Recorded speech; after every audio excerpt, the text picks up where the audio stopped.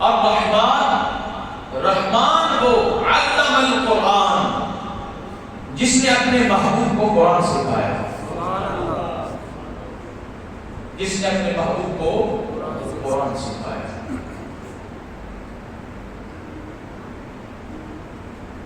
ان آیات سے علماء کرام نے جو باتیں تحریر فرمائی ہیں میں اپنی سباقوں کی نظر کرنا چاہتا ہوں، کیونکہ ماہ رمضان المبارک میں قرآن کا نزول ہوا، اور جس شب قرآن کا نزول ہوا وہ شب 1000 مہینوں سے افضل و اعلیٰ ہو گئی۔ جس شب یہ قرآن نازل ہوا رب نے اس شب کو یہ فضیلت عطا کی کہ وہ 1000 مہینوں سے افضل و اعلیٰ ہو گئی، اور وہ شب جس ماہ مبارک میں ہے اللہ نے اس کی برکت سے پورے مہینے کو نور والا نور کر دیا۔ آپ اس کو ذرا سمجھیے گا کہ قرآن کتنا عظیم کلام ہے، کتنا عظیم کلام ہے کہ جب وہ نازل ہوا وہ شب 1000 مہینوں سے افضل ہو گئی۔ جس مہینے میں نازل ہوا وہ مہینہ سارے کا سارا نور نالا نور ہو گیا۔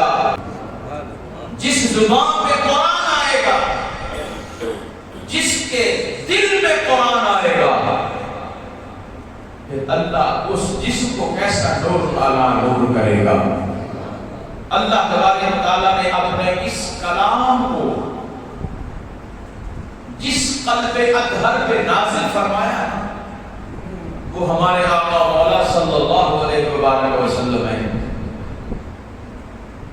تورات بھی اللہ کا کلام، انجیل بھی اللہ کا کلام، زبور بھی اللہ کا کلام، لیکن علماء کہتے ہیں صدیاں ہو گئی ان کلاموں کو نازل ہوئے، آج جس زبان میں وہ کلام نازل ہوا تھا وہ زبان بھی ختم ہو گئی، وہ زبان بھی ختم ہو گئی۔ انجیل کو پڑھنے والا اگر وہ پڑھ رہا ہے نا تو وہ انگلش میں پڑھ رہا ہے، کبھی غور کرنا، ان کا بڑے سے بڑا جو پوپ ہے نا وہ بھی اصل زبان میں نہیں پڑھ سکتا، کیونکہ اصل زبان ہی نہیں رہی جس میں انجیل نازل ہوئی تھی، جس میں تورات نازل ہوئی تھی، وہ زبان ہی ختم۔ تو جب زبان ہی ختم ہو گئی وہ کلام کیسے رہا؟ انجیل بھی ختم، زبور بھی ختم، تورات بھی ختم۔ دنیا میں اب نہ وہ اصل کتاب نہ ان کی زبان۔ مسلمانوں، یہ امت محمدیہ کا احساس ہے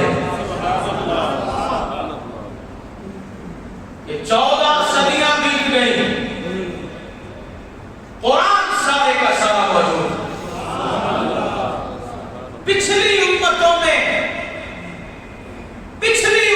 میں کسی امت کو یہ اعزاز نہیں تھا کہ وہ اپنی کتاب کو حفظ کر سکے، سینے میں اتار سکے۔ نہ پڑھنے والے ضرور تھے لیکن حفظ کرنے والا کوئی نہیں تھا۔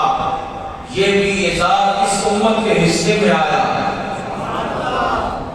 یہ اعزاز بھی اس امت کے حصے میں آیا کہ آج بچہ بچہ اپنے سینے میں قرآن سمائے ہوئے ہیں۔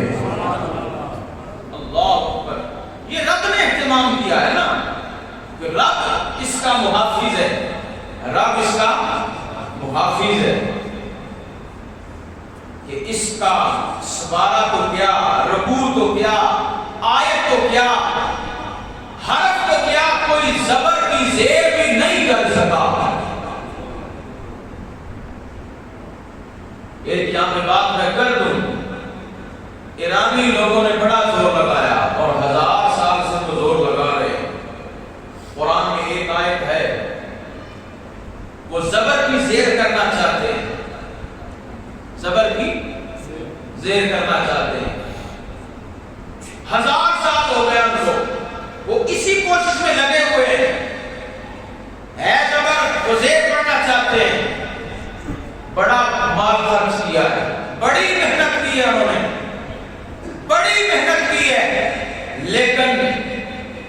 زبر کی زیر کر نہیں سکتے۔ ہاں اگر وقت ملے نا تو پھر بعد میں پوچھنا وہ کون سی آیت ہے، وہ کون سے لوگ ہیں جو زبر کی زیر کرنا چاہتے ہیں، 1000 سال سے وہ لگے ہوئے لیکن ہو نہیں رہے۔ پوری دنیا میں قرآن پڑھا جا رہا ہے، الحمدللہ، اس کا محافظ اللہ۔ یہ انتظام تو رب نے کر دیا کہ صدیوں کے بعد بھی قرآن ویسے کا ویسا آج بھی موجود ہے جیسا وہ نازل ہوا تھا۔ کیا ہم نے پڑھ لیا؟ کیا ہم نے سمجھ لیا؟ کیا ہم نے قرآن کی معرفت کو پا لیا؟ سوال یہ ہے، کلام موجود ہے پوری آب و تاب کے ساتھ، نہ اس کا کوئی نقطہ بدلا، نہ اس کی کوئی زبر زیر بدلی، نہ کوئی آیت بدلی۔ رب نے ایسا انتظام کیا کہ صدیوں کے بعد بڑے فتنے آئے، بڑے حالات بدلے، ملک تباہ ہو گئے، بندے شہید ہو گئے، نہ جانے 14 صدیوں میں کیسے کیسے نشیب و فراز آئے، لیکن قرآن موجود ہے اور یہ قیامت تک رہے گا۔ لیکن سوال ہم سے ہوگا، جو سوال ہوگا وہ میں آپ کو بتانا چاہتا ہوں۔ آج کے اس اجتماع میں اور جمعۃ الوداع کے موقع پر یہ بات آپ کو بتانا چاہتا ہوں، قرآن کا پیغام دینا چاہتا ہوں۔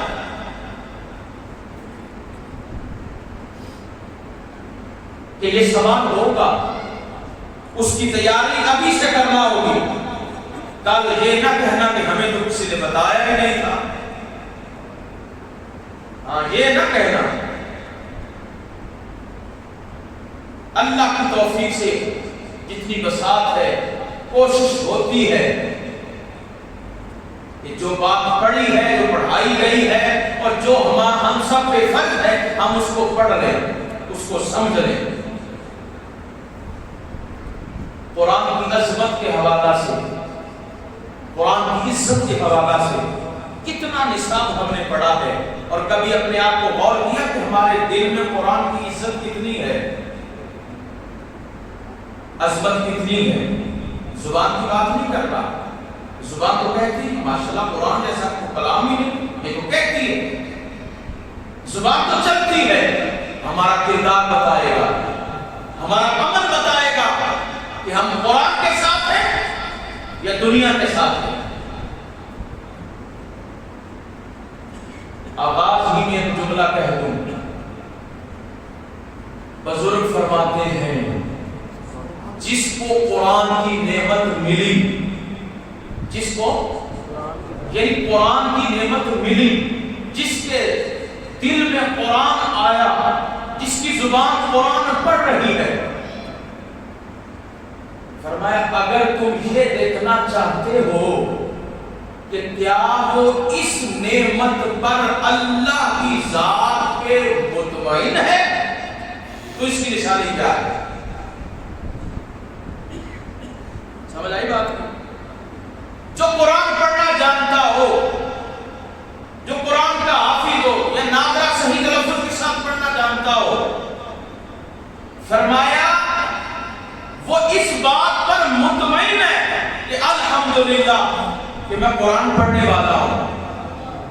اگر تم یہ دیکھنا چاہتے ہو کہ کیا وہ اس بات پہ واقعی مطمئن ہے، تو اس کی دلیل کیا ہے؟ فرمایا اس کی دلیل یہ ہے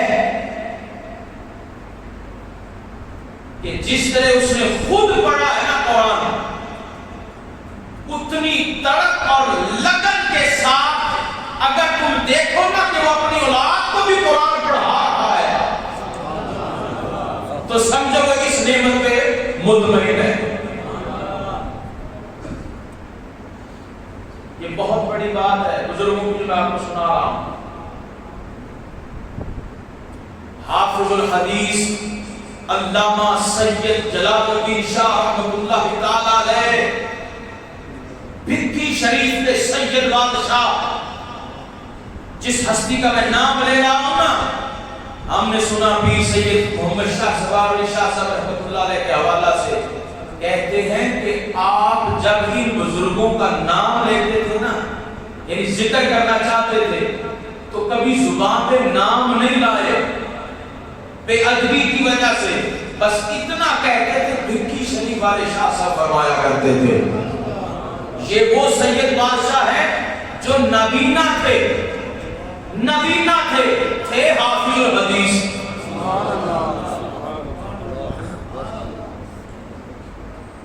نبینا ظاہری آنکھ نہیں تھی، نور نہیں تھا، لیکن رب نے انعام کیا دیا تھا کہ شیخ الحدیث نہیں، حافظ الحدیث۔ ذرا بولیے سبحان اللہ۔ آپ کو تو ایک حدیث کی شاید سند کے ساتھ یاد نہ ہو، میں جس ہستی کا نام لے رہا ہوں وہ حافظ الحدیث ہے، اور محدثین کہتے ہیں حافظ الحدیث پتہ کسے کہتے ہیں؟ جسے کم از کم 1,00,000 حدیث زبانی یاد ہو۔ سبحان اللہ۔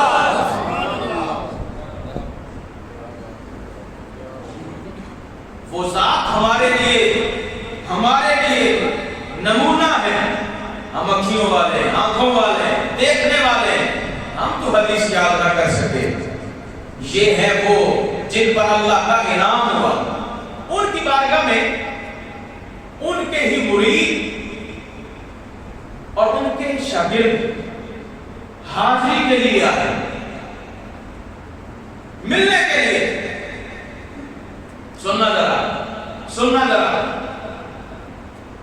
کہنے لگے شاہ جی میں نے امامت چھوڑ دی ہے، میں نے امامت چھوڑ دی ہے۔ لوگ تنگ بہت کرتے ہیں، تنگ آ گئے لوگوں کی باتیں سن کے۔ میں نے امامت چھوڑ دی ہے، میں نے کاروبار شروع کر لیا ہے۔ شاہ صاحب کو جلال آیا، فرمایا باقی بات بعد میں کروں گا، پہلے توبہ کر۔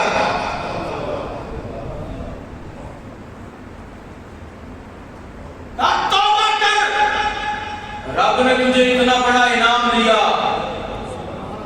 اور تجھے اتنا بڑا انعام دیا، وہ تو چھوڑ رہا ہے۔ جملہ سننا ذرا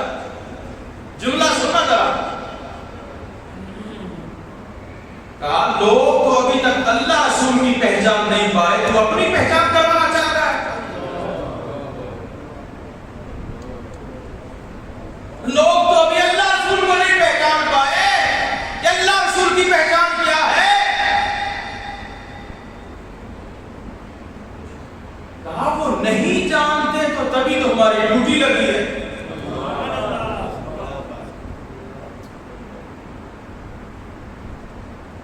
ان بزرگوں کی یہ باتیں ہیں جو ہمیں سہارا دیتی ہیں، جو دین کا کام کر رہے ہیں نا، یہ ان بزرگوں کی باتیں۔ اللہ اکبر۔ اب سنیے حدیث مبارک سنیے، سرکار صلی اللہ علیہ وسلم نے فرمایا جس کو اللہ نے قرآن کی نعمت دی، سوچئے آپ قرآن پڑھنا جانتے ہیں؟ سوچئے ایک لمحے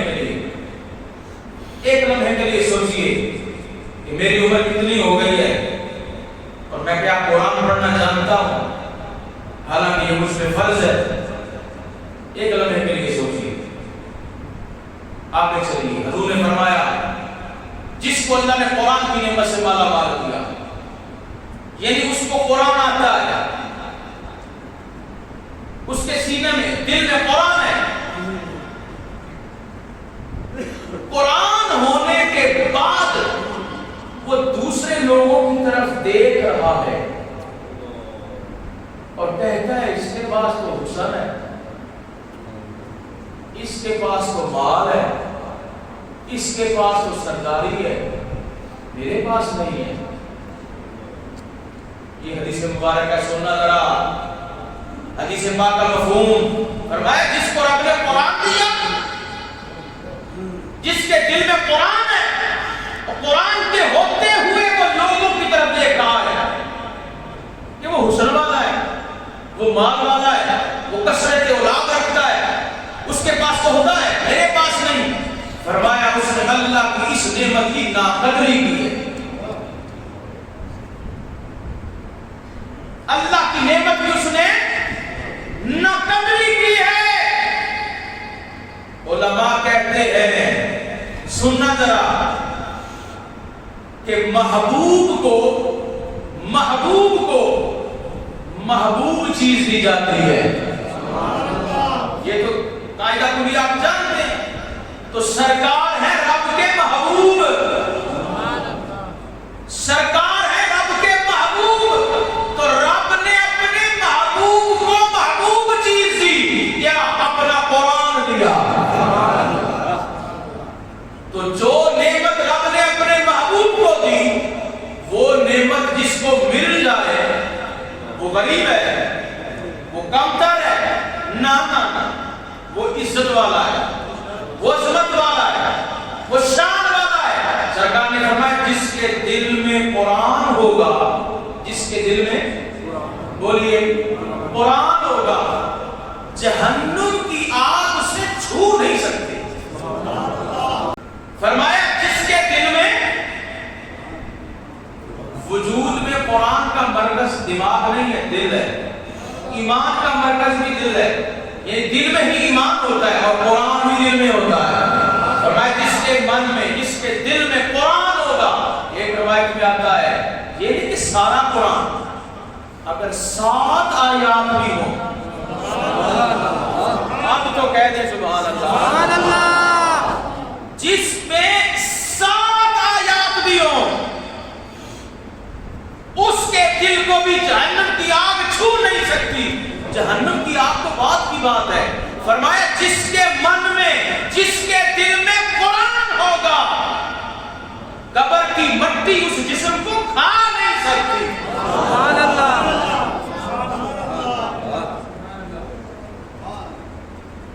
اچھا، قبر میں بھی بندے کا جسم محفوظ رہے، جہنم کی آگ بھی نہ چھو سکے، اور ہم پھر بھی نہ قرآن پڑھے، ہم پھر بھی قرآن نہ پڑھے. اچھا، قرآن پڑھنا یہ حفاظ کی ڈیوٹی تو نہیں ہے کہ جس نے جماعت کرنا نہیں کوئی قرآن پڑھے. نہیں، جس نے کلمہ پڑھا ہے، جس نے کلمہ پڑھا ہے سب حضور کے غلام ہیں. بولی سبحان اللہ. جس نے کلمہ پڑھا ہے، قرآن اس پہ پڑھنا فرض ہے کہ وہ صحیح تلفظ کے ساتھ قرآن پڑھنا سیکھے. فتاوی عالمگیریہ، فتاوی قاضی خان، فتاوی رضویہ. میں فتاوی جات کی بات کر رہا ہوں. فتویٰ لکھنا کوئی آسان کام نہیں ہے. یہ وہ لوگ ہیں جو وقت کے عظیم لیڈر اور قائد اور عالم اور مجتہد مجدد تھے، ان کی بات کر رہا ہوں میں. فتاوی عالمگیریہ پڑھ لیں، فتاوی رضویہ شریف پڑھ لیں، فتاوی قاضی خان پڑھ لیں، علامہ جلال الدین سیوطی علیہ رحمہ کو پڑھ لیں. سب نے لکھا ہے، فرمایا جو الحمد کو الحمد پڑھے گا اس کی نماز نہیں ہوگی.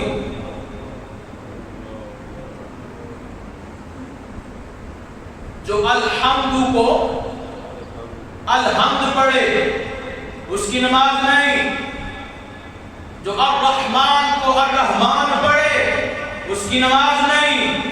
جو الرحیم کو الرحیم پڑھے اس کی نماز نہیں. آپ مجھ پہ شک کر سکتے ہیں، آپ کا حق ہے، لیکن جن کتابوں کا میں نے حوالہ دیا ہے نا، اگر شک کرنی تو شک سے پہلے ان کتابوں کو جا کے پڑھیں. اگر یہ بات نہ لکھی ہو میں مجرم ہوں. ہاں، اگر کوئی یہ کہہ کہ نیت ٹھیک ہونی چاہیے جی، نیت ٹھیک کر کے وضو کے بغیر نماز پڑھ سکتے ہیں آپ؟ نیت ٹھیک ہے جی، وضو کرنے کی کیا ضرورت ہے؟ اللہ دیکھ رہا ہے، اللہ نے قبول کرنا ہے جی، کر سکتے ہیں آپ؟ نہیں کر سکتے. تو جب وضو کے بغیر نماز نہیں پڑھ سکتے، وضو شرط ہے، تو پھر قرآن کو صحیح تلفظ کے ساتھ پڑھنے کے لیے جو علم ہے اس کو حاصل کر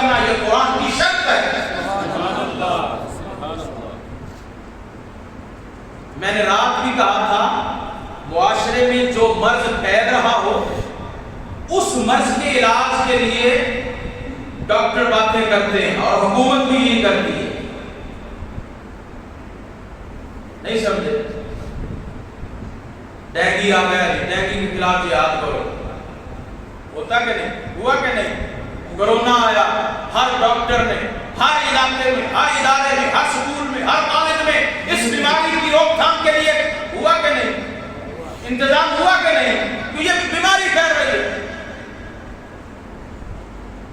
حضور قبلہ شیخ الحدیث خواجہ حسین رضوی رحمۃ اللہ تعالی علیہ آپ وقاف کی مسجد میں تھے، حکومت کی طرف سے پرچہ آ گیا کہ ڈینگی کے خلاف جہاد کرو، اس موضوع پہ آپ نے تقریر کرنی ہے. کہا فقیر نہیں کرے گا. سبحان اللہ. کہا نہیں کرے گا، یہ کہیں بھی نہیں لکھا، میں نہیں کرتا. بولو سبحان اللہ. یہ تھے استقامت کے پہاڑ. حکومت کو جواب دے دیا، اوقاف کی مسجد ہے، کہا میں ڈینگی کے خلاف جہاد پہ گفتگو نہیں کروں گا. رب نے کافروں کے خلاف جہاد کرنے کا حکم دیا ہے. سبحان اللہ. اس کی تو بات نہیں کرتے اور ڈینگی کے خلاف جہاد. ہاتھ کڑی لگ گئی، پکڑ کے لے گئے. یہ بات ہم نے آپ سے سنی ہے. کہتے جب لے گئے نا تھانے تو آگے گیا تو استاد صاحب پہلے بیٹھے تھے جن سے میں پڑھا ہوں. کہتے وہ استاد صاحب پہلے بیٹھے تھے تو میں کہہ کے حیران ہو گیا، استاد جی آپ کدھر؟ کہا خادم کدھر آئے ہو؟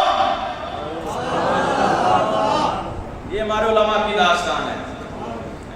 ہم تو یاسیوں میں ہیں، ہم تو یاسیوں میں ہیں. ہم کما رہے ہیں، کھا رہے ہیں، اجاڑ رہے ہیں. ہمیں کیا دین کے ساتھ کیا ہو رہا ہے؟ ہمیں دین کی کیا پرواہ؟ یہ داستان سنی. استاد صاحب بیٹھے، کہا خادم کدھر آئے ہو؟ کہا استاد جی حکومت کہہ رہی ہے کہ ڈینگی کے خلاف جہاد کرنا ہے. تو میں نے تو اتنی بات کہی ہے کہ قرآن نے تو کافروں کے خلاف جہاد کرنے کا حکم دیا ہے، ڈینگی کے خلاف نہیں. تو اس بات پہ مجھے لے آئے تو استاد مسکرا دیے. کہا بیٹا قائم رہنا، قائم رہنا. تو بات کیا چلی تھی کہ جس بیماری کا عروج ہو نا اس کی روک تھام کے لیے انتظامات ہوتے ہیں. ہوتے کہ نہیں؟ بولی ہوتے ہیں نا. ہاں، لوگ قرآن کی مجلس سے دور ہو رہے ہیں، لوگ قرآن کی مجلس سے اکتا رہے ہیں. پورا مہینہ گزرا ہے، میں نے بھی حاضری دی ہے نماز تراویح میں. ایک دن بھی میں نے مسجد کو بھری ہوا نہیں دیکھا. 26 دن گزر گئے. یہ ہماری عادت ہے، یہ ہے ہمارے نزدیک قرآن کی عزت. عملی طور پہ کہ ماہ رمضان میں نماز تراویح میں قرآن پڑھا گیا. جس انداز کے ساتھ سننے کے لیے آنا چاہیے تھا لوگ نہیں آئے. یہ بیماری لگ گئی ہے. ہاں، اس سے بڑی بیماری کوئی ہو سکتی ہے؟ شوگر بھی نیچے، بلڈ پریشر بھی نیچے، دل کی بیماریاں بھی نیچے. یہ بڑی بیماری ہے کہ تلاوت قرآن سے بندہ اکتا جائے. لیکن ہم اس بیماری کو بیماری سمجھتے نہیں. سمجھتے ہیں؟ ہاں، اگر سمجھتے ہوتے تو پھر علاج کرواتے. ہم نے اس کو بیماری نہیں سمجھا. سن لیا ٹھیک ہے، نہیں سنا تو پھر کیا ہوا؟ پھر کیا ہوا؟ نا نا نا، یہ بہت بڑی بیماری ہے. خدا را یہ فتویٰ سن لیا آپ نے؟ 3-4 فتاوی جات میں نے آپ کو سنا دیے. علامہ جلال الدین سیوطی علامہ، فتاوی قاضی خان، فتاوی عالمگیریہ، فتاوی رضویہ. ابھی 4 ہی بتائے. ہاں، اور بھی بتا سکتا ہوں لیکن یہ 4 نام یاد کر لیں اور ان کو خریدیں. پھر بھی یہ بات پڑھے کہ ان میں تمام نے لکھا ہے کیا کہ جو الحمد کو الحمد پڑھے، الرحمن کو الرحمن پڑھے، الرحیم کو الرحیم پڑھے، اس کی نماز نہیں، اس کی بولیے ٹائم تو ہو گیا ہے لیکن مسئلہ سمجھیے، میں آپ کو تیار کرنا چاہتا ہوں، آپ کو تڑپانا چاہتا ہوں کہ غور کریں کہ آپ کی نمازیں ضائع تو نہیں ہو رہی۔ ہاں، اپنی نمازوں کو بھی ضائع ہونے سے بچائیں اور اپنی زندگی کو بھی ضائع ہونے سے بچائیں۔ آئیے قرآن پڑھیں، قرآن سیکھیں۔ ہاں، خدا کی قسم، اور میں ان بھنگیوں اور جرسیوں تک بھی پیغام پہنچانا چاہتا ہوں جو بھنگ پی کے، چرس پی کے اور دنیا کا ہر نشہ کر کے ماشاءاللہ علی علی کا نام لیتے ہیں، ان گستاخوں تک یہ پیغام پہنچائیں۔ مولا علی سے پوچھا گیا، حضور بتائیں قرآن نے جو کہا ہے وَرَتِّلِ الْقُرْآنَ تَرْتِيلًا، کہ قرآن کو خوب ٹھہر ٹھہر کے پڑھو، اس کا مطلب کیا ہے؟ میرے مولا علی، سبحان اللہ، شیر خدا علی، حاجت روا علی، امیر المومنین، خلیفۃ المسلمین، عاشق رسول، فناف الرسول، داماد رسول، سبحان اللہ، حسنین کے بابا، سیدہ کے شوہر، ہر میدان کے بہادر، مولا علی بولے ہوا تجوید الحروف و معرفت الوقوف۔ فرمایا ترتیل یہ ہے کہ ہر حرف کے بارے میں جانا جائے کہ کس کو کس طرح پڑھنا ہے، اور جانا جائے کہ کہاں وقف کرنا ہے اور کہاں نہیں کرنا۔ اور یہ میں نے بات پچھلے جمعہ بھی کہا تھا کہ جو پیر قرآن نہیں نہ پڑھنا جانتا وہ پیر نہیں ہو سکتا، جو جہاد کی بات نہ کرے وہ پیر نہیں ہو سکتا۔ مولا علی جہاد بھی کرتے تھے، قرآن بھی پڑھتے تھے، بولیے ذرا سبحان اللہ۔ جس کی زبان پہ قرآن نہ ہو، جس کی زبان پہ جہاد نہ ہو، وہ پیر نہیں ہو سکتا۔ آئیے واپس آئیے، رات والی حدیث سنیے، جو نہیں آئے وہ سن لیں۔ سرکار نے فرمایا جو قرآن کے ماہرین ہیں، قرآن پڑھنا جانتے ہیں، قرآن پڑھانا جانتے ہیں، قرآن کی تفسیر کرنا جانتے ہیں، جو قرآن پہ عمل کرنا جانتے ہیں، سرکار نے فرمایا یہی تو اللہ والے ہیں۔ آپ چلے ہیں ڈھونڈنے کہ اللہ والا ڈھونڈے کہاں رہتا ہے، سوچ رہے ہماری۔ میں نے حدیث سنائی ہے، جو قرآن پڑھے، جو قرآن پڑھائے، سبحان اللہ، سب سے بہتر وہی لوگ ہیں، سب سے بہتر وہی لوگ ہیں۔ ہاں، تو ان کو بہتر جانیے اور ان کے دامن سے وابستہ ہو جائیں اور پھر ان سے قرآن سیکھیں۔ حضرت شیخ شہاب الدین سہروردی رحمۃ اللہ تعالیٰ علیہ سلسلہ عالیہ سہروردیہ کے عظیم بانی ہیں، انہوں سے کسی نے سوال کیا محبت کیا ہے؟ فرمایا محبت پتہ کیا ہے؟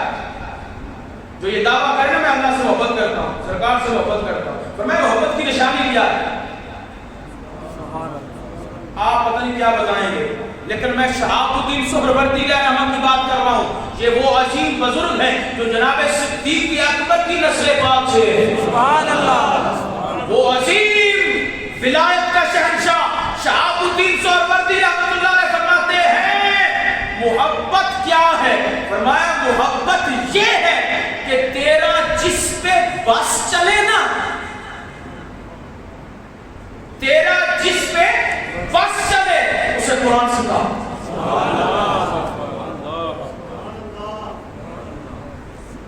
جس پر تیرا بس چلے، ہر والد کے لیے یہ جملہ ہے، والد کا بس چلتا کہ اولاد میں نہیں، آج کل نہیں چل رہا، اکثر یہی حال ہے کہ نہیں؟ فرمایا جس پہ بس چلے اس کو قرآن سکھا، یہ ہے محبت۔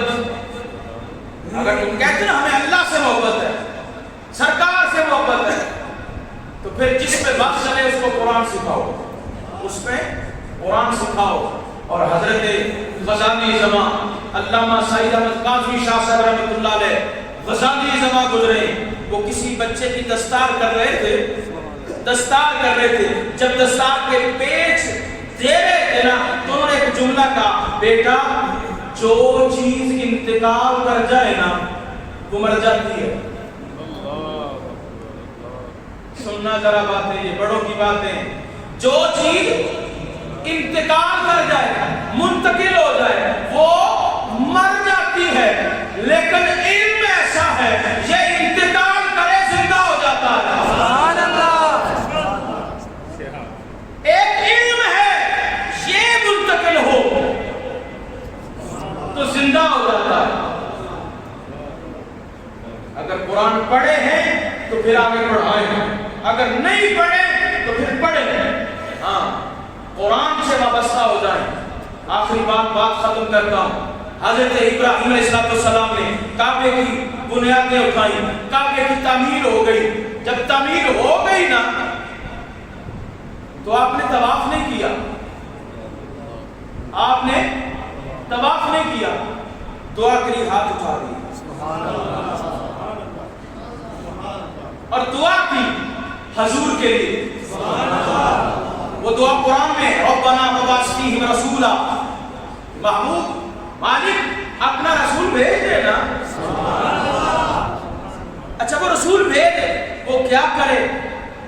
وہ تیری آیتیں تلاوت کرے. وَيُزَكِّيهِمْ وَيُعَلِّمُهُمُ الْكِتَابَ وَالْحِكْمَةَ، وہ ان کا تزکیہ نفس کرے اور حکمت عطا کرے. یہ سرکار کی ڈیوٹی ہے کہ قرآن پڑھتے، آیات سناتے ہیں، تزکیہ نفس کرتے ہیں. حضرت ابراہیم علیہ السلام نے دعا کی، حضرت ابراہیم علیہ السلام نے دعا کی. اچھا آپ نے دعا کی، علماء نے لکھا آپ کی دعا کب قبول ہوئی؟ یہ بھی بات اشارہ دینا چاہتا ہوں، بات ختم کر رہا ہوں. علماء نے لکھا کہ حضور سید عالم صلی اللہ علیہ وسلم حضرت ابراہیم علیہ السلام کے بعد 2700 سال بعد دنیا میں آئے.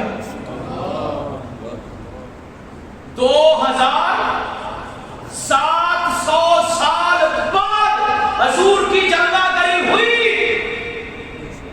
مطلب ابراہیم علیہ السلام نے دعا کی، وہ دعا کب قبول ہوئی؟ 2700 سال بعد. جو رب کا خلیل ہو، جو جد الانبیاء ہو، وہ دعا کرے تو 2700 سال بعد اس کا ظہور ہو. اور ہم کیسے کامل مسلمان ہیں، صبح دعا کرتے ہیں، کہتے ہیں شام کو اس کا رزلٹ ملے. پتہ نہیں ساڑھی کو دعا ہی نہیں قبول ہوئی. رب کے گلے شکوے، یہ باتیں پڑھی ہوتی تو یہ شکوہ کبھی نہ آتا. اب پتہ چل گیا یہ رب کی مرضی. دعا کرتے جائیں.